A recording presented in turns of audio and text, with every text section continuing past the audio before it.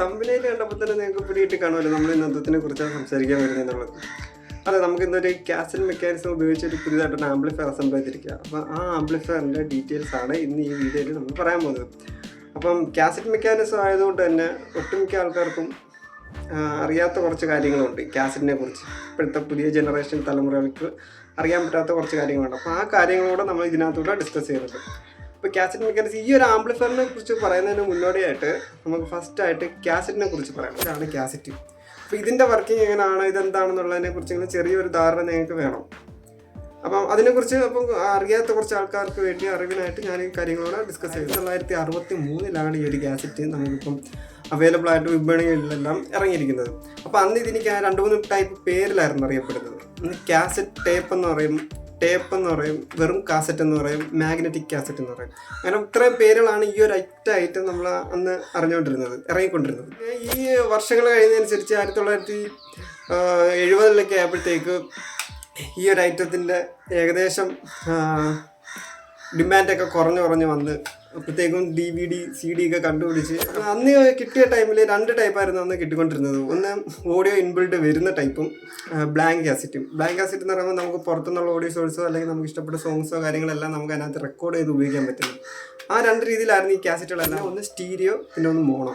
ഈ 2 രീതിയിലായിരുന്നു റെക്കോർഡിങ് അന്ന് കംപ്ലീറ്റ് നടന്നുകൊണ്ടിരുന്നത്. ഈ ഒരു ടേപ്പിനകത്ത് റെക്കോർഡ് ചെയ്യുന്ന ഫോർമാറ്റ് എന്ന് പറയുന്നത് അനലോഗ് മാഗ്നറ്റിക് ടേപ്പ് റെക്കോർഡിംഗ് എന്നുള്ളൊരു ഫോർമാറ്റിലാണ് ഇതെല്ലാം റെക്കോർഡ് ചെയ്തിട്ടുള്ളത്. ഈ ഒരു കാസറ്റ് എന്ന് പറയുന്ന ഒരു ഐറ്റം കംപ്ലീറ്റ്ലി അനലോഗാണ്, ഫുള്ളി അനലോഗ് സിസ്റ്റമാണ്. അനലോഗ് ടൈപ്പിൽ വർക്ക് ചെയ്യുന്ന, അനലോഗ് ഫോർമാറ്റിൽ വർക്ക് ചെയ്യുന്ന ഈ ഒരു ഫിലിം കണ്ടോ, ഒരു ഫിലിം. ഈ ഫിലിമിനകത്ത് നിന്നാണ് നമ്മൾ ഈ അനലോഗ് സിഗ്നൽ റെക്കോർഡ് ചെയ്ത് വെക്കുന്നത്, ഓഡിയോ സിഗ്നൽ റെക്കോർഡ് ചെയ്യുന്നത്. അപ്പോൾ ഈ ഫിലിമിനകത്ത് എന്താണെന്ന് വെച്ചാൽ ഇത് പോളിസ്റ്റർ പ്ലാസ്റ്റിക്കാണ്. ആ പ്ലാസ്റ്റിക് ഫിലിമിനകത്ത് മാഗ്നറ്റിക്കിൻ്റെ കോട്ടിങ്ങാണ്, മാഗ്നറ്റിക് കോട്ട് ചെയ്ത്. വേറെ പ്രത്യേകത വെച്ചാൽ നിങ്ങൾ കണ്ട് കാണും, ഈ കാസറ്റ് ഇങ്ങനെ തിരിച്ചിട്ടിട്ട് ഒരു പാട്ട് തീർന്നു കഴിഞ്ഞാൽ തിരിച്ചിടും. അപ്പോൾ അത് ചെയ്യാനുള്ള മെയിനായിട്ടുള്ള റീസൺ എന്ന് വെച്ചാൽ, അല്ലെങ്കിൽ അതെങ്ങനെ വർക്ക് ചെയ്യുന്നതെന്ന് വെച്ച് കഴിഞ്ഞാൽ, ഈ കാസറ്റ് 2 ലെയറായിട്ടാണ്, ഇതിൻ്റെ മേളിലും ഡൗണുമായിട്ട് 2 ലെയറായിട്ടാണ് ഈ കാസറ്റ് അവർ ഡിസൈൻ ചെയ്തിരിക്കുന്നത്. അപ്പം മേളത്തെ വശത്താണ് ഒരു ഫയൽ അപ്ലോഡ് ചെയ്ത് കഴിഞ്ഞാൽ ഒരു സോങ് ഫുള്ള് അതിനകത്തായിരിക്കും. അപ്പോൾ തിരിച്ചിടുമ്പോൾ ഈ താഴത്തെ ഡൗൺ ആയിരിക്കും, താഴത്തെ പോർഷൻ ആയിരിക്കും ഈ ഹെഡിനകത്ത് കോൺടാക്റ്റ് ആവുന്നത്. അപ്പോഴായിരിക്കും ഈ താഴത്തെ പോർഷനുകളെല്ലാം വർക്ക് ആവുന്നത്. അപ്പോൾ ആ ഒരു മെത്തേഡ് ഇതിനകത്ത് അവർ ചെയ്തിരിക്കുന്നത്. അങ്ങനെ തിരിച്ച് മറിച്ച് വിട്ടിട്ട് നമുക്ക് ഈ കാസറ്റ് വർക്ക് ചെയ്യിപ്പിക്കാം. പിന്നെ ഇതിലോട്ട് ഈ കാസറ്റ് പ്ലെയർ ഉപയോഗിച്ചവർക്ക് അറിയാം, ഇതിനകത്ത് നോയ്സ് വളരെയധികം കൂടുതൽ. അതിനുള്ള റീസൺ എന്ന് വെച്ചാൽ ഇതിനകത്തോട്ട് റെക്കോർഡിങ് ടൈമിൽ ഫയൽ നമ്മൾ റെക്കോർഡ് ചെയ്യുന്നത്, അതായത് മ്യൂസിക് അനലോഗ് സിഗ്നൽ നമ്മൾ റെക്കോർഡ് ചെയ്യുന്ന ടൈമിൽ ഹൈ ഫ്രീക്വൻസി ആയിട്ടുള്ള ഒരു സിഗ്നൽ കൂടി ഇതിനകത്തോട്ട് ഇടും. കാരണം സിഗ്നൽ ലോസ് വരാതിരിക്കാനും ഡിസ്റ്റോർഷൻസ് വരാതിരിക്കാനും വേണ്ടി ഈ സിഗ്നൽ നമുക്ക് അതിനകത്ത് കയറ്റി വിടുന്നത്. ആ റെക്കോർഡിംഗ് ഹെഡിനകത്തോട്ട് കയറ്റി വിടുക. അപ്പോൾ ആ ഫ്രീക്വൻസിയിലായിരിക്കും ഇതെല്ലാം റെക്കോർഡ് ആവുന്നത്. അപ്പോൾ ഈ ഹൈ ഫ്രീക്വൻസി ഉള്ള ആ ഒരു സിഗ്നൽ കിടക്കുന്നത് കൊണ്ടാണ് ഇതിനകത്ത് ആ ഒരു നോയ്സ്, ചെറിയൊരു നോയ്സ് ആണ്, ആ ഒരു സിഗ്നലിനെയാണ് ഈ നോയ്സ്. ഇത് എങ്ങനെയാണ് പാട്ട് പാടുന്നതെന്ന് വെച്ചാൽ, ഇതിനകത്ത് ഈ റെക്കോർഡ് ചെയ്യപ്പെടുന്ന ഈ സിഗ്നലുകൾ അനലോഗ് സിഗ്നലുകളാണ്. അപ്പോൾ ഇത് അനലോഗ് സിഗ്നലുകളെ നമ്മൾ ഹെഡ് വഴിയാണ് അത് ഡീകോഡ് ചെയ്ത് ഓഡിയോ സിഗ്നലിലോട്ട് ആക്കുന്നത്. അതായത് ഇതിങ്ങനെ ഈ ഒരു ഹെഡുമായിട്ട് കോണ്ടാക്റ്റ് ആയിട്ടിരിക്കും, അതൊരു നിശ്ചിത വേഗതയിൽ ഇങ്ങനെ സഞ്ചരിച്ചുകൊണ്ടേ ഇരിക്കും, ഒരേ സ്പീഡിൽ ഇങ്ങനെ റൊട്ടേറ്റ് ചെയ്തുകൊണ്ടിരിക്കും ഇത്. അപ്പോൾ ആ സ്പീഡിൽ അന്നേരം ഇതിനകത്ത് എന്താണ് മാഗ്നറ്റിക് എഫക്റ്റ് സംഭവിക്കുന്നത് എന്ന് വെച്ചാൽ, ഈ കോണ്ടാക്ട് ചെയ്ത ടൈമിൽ ഇതിനകത്ത് മാഗ്നറ്റിൻ്റെ നേരത്തെ റെക്കോർഡ് ചെയ്ത് വെച്ചിരിക്കുന്ന ഫയലുകൾ ഇതിനകത്തുണ്ട്. അത് ചിതറി പല രീതിയിലായിട്ടായിരിക്കും കിടക്കുന്നത്. അപ്പോൾ ഹെഡിനകത്തൂടെ വേഗതയിൽ ഈ ഒരു നിശ്ചിത വേഗതയിൽ ഇങ്ങനെ കണ്ടിന്യൂസ് ആയിട്ട് പൊക്കോണ്ടിരിക്കുമ്പോൾ അത് ഹെഡിനകത്ത് വൈദ്യുതി തരംഗങ്ങളെ സൃഷ്ടിക്കും. അതായത് മൈക്രോഫോൺ പോലെ ഇവിടെ കൊടുക്കുന്ന സിഗ്നൽ, ഇവിടെ ഇട്ടിരിക്കുന്ന സിഗ്നലിനനുസരിച്ച് അവിടെ വേരി ചെയ്യും. അപ്പോൾ ആ വേരി ചെയ്യുന്നതിന് ഫ്രീ വഴി ആംപ്ലിഫൈ ചെയ്ത് നമ്മൾ ഓഡിയോ സ്പീക്കറായിട്ട് ഓഡിയോ ഇട്ട് ഈ ഒരു സെറ്റപ്പ് ഈ ഒരു രീതിയിൽ വർക്കാവാൻ വേണ്ടി ഇതിന് വേണ്ടി ഒരു മെക്കാനിസം തന്നെ ഉണ്ട്, കാസറ്റ് മെക്കാനിസം. അപ്പോൾ ഈ മെക്കാനിസം തന്നെ 3-4-5 ടൈപ്പ് ഉണ്ട്, ഇഷ്ടംപോലെ ടൈപ്പ് ഉണ്ട്. ഇതിൽ നമുക്ക് ഏറ്റവും ആൾക്കാർക്ക് ഏറ്റവും കൂടുതൽ പരിചയമുള്ള 2 ടൈപ്പാണ്, ഫ്രണ്ട് ഡോറും ബെഡ് ടൈപ്പ്. ബെഡ് ടൈപ്പ് ഏറ്റവും കൂടുതൽ ആൾക്കാർ കണ്ടിട്ടുണ്ട്. കാരണം റെക്കോർഡിംഗ് സ്റ്റുഡിയോയിൽ എല്ലായിടത്തും ഈ ബെഡ് ടൈപ്പ് ആയിരുന്നു പണ്ടുള്ള കാര്യങ്ങളിൽ ഉപയോഗിച്ചിട്ടുണ്ട്. പിന്നെ അതുപോലെ തന്നെ നല്ല അടിപൊളി ഒരു മെക്കാനിസമാണ് ബെഡ് ടൈപ്പ്.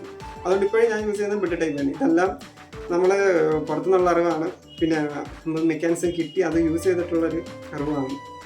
പിന്നെ എലിൻ എന്ന് പറഞ്ഞൊരു ബ്രാൻഡുണ്ട്, ആ ബ്രാൻഡിൻ്റെ മെക്കാനിസമാണ് ഏറ്റവും ഹൈ പെർഫോമൻസ്. എന്ന് വെച്ചാൽ പെട്ടെന്നൊന്നും ഡാമേജ് വരാതെ നല്ല രീതിയിൽ നല്ല കറക്റ്റായിട്ടുള്ള എല്ലാ കാര്യങ്ങളും അതിനകത്ത് നിന്ന് നമുക്ക് ഉപയോഗിക്കാൻ പറ്റും, സ്മൂത്തായിട്ട് ഉപയോഗിക്കാൻ പറ്റും ആ ഒരു മെക്കാനിസം.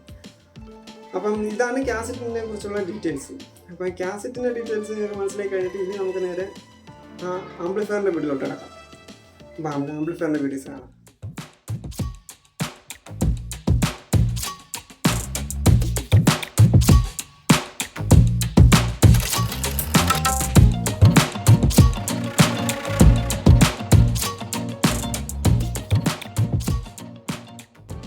ഫ്രണ്ട്സ്, ഇതാണ് അപ്പം നമ്മൾ നേരത്തെ പറഞ്ഞ കാസറ്റ് വർക്ക് ചെയ്യിപ്പിക്കാൻ വേണ്ടി നമ്മൾ കാസറ്റിന് വേണ്ടി മാത്രം ചെയ്തെടുത്തൊരു ആംപ്ലിഫയർ.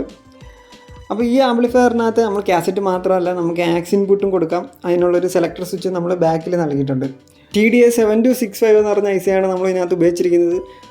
25+25 ഇതിന് RMS വരുന്നത്.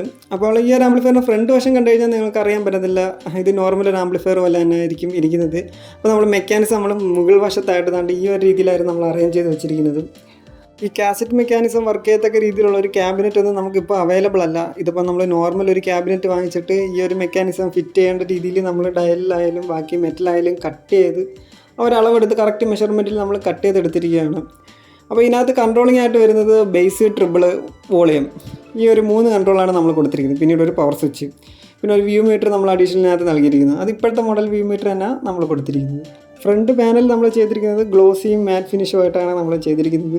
പിന്നീട് ഈ ഒരു ആംപ്ലിഫയറിൻ്റെ ഇൻസൈഡിലെ വീഡിയോ ഞാൻ എടുക്കുന്നില്ല, കാരണം ഇതിനകത്ത് നമ്മൾ ഉപയോഗിച്ചിരിക്കുന്നത് ഹെഡ് ഫ്രീ ആണെങ്കിലും ടോൺ കൺട്രോൾ ആണെങ്കിലും ചാനൽ ബോർഡ് ആണെങ്കിലും എല്ലാം നമ്മുടേതായിട്ട് തന്നെ നമ്മുടേതായ രീതിയിൽ തന്നെ ചെയ്തെടുത്തിരിക്കുകയാണ്. കാരണം വളരെയധികം ക്വാളിറ്റി കിട്ടത്തക്ക രീതിയിൽ നമ്മൾ പല ടോൺ കൺട്രോളുകളും ഉപയോഗിച്ച് കുറേ അൾട്ര ചെയ്ത് അങ്ങനെ കുറേ കാര്യങ്ങളെല്ലാം ചെയ്തിട്ടാണ് നമ്മൾ ഈ ഒരു ആംപ്ലിഫയർ ചെയ്തെടുക്കുന്നത്. അപ്പോൾ ഹെഡ് ഫ്രീ ഒന്നും നമുക്കിപ്പോൾ അവൈലബിൾ അല്ല. അതുകൊണ്ട് തന്നെ ഞാൻ സ്വന്തമായിട്ട് ഹെഡ് ഫ്രീ തന്നെ ചെയ്തിരിക്കുന്നത്. ഒരു കോമൺ PCBയിലാണ് നമ്മൾ ചെയ്തിരിക്കുന്നത്. ഹെഡ് ഫ്രീ ആയാലും ടോൺ കൺട്രോൾ ആയാലും നമ്മൾ കോമൺ PCBയിലാണ് ചെയ്തിരിക്കുന്നത്.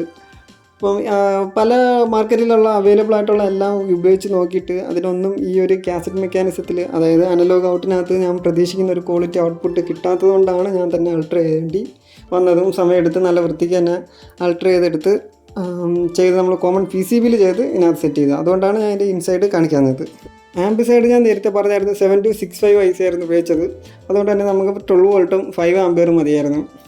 ഒരു ആംപ്ലിഫയറിൻ്റെ ഫുൾ ക്രെഡിറ്റ് ഞാൻ കൊടുക്കുന്നത് മനു വ്ളോഗ്സിനാണ്. മനു വ്ളോഗ്സ് എന്ന് പറഞ്ഞാൽ യൂട്യൂബ് ചാനൽ നടത്തുന്ന മണിലാൽ ചേട്ടന് വേണ്ടിയാണ്.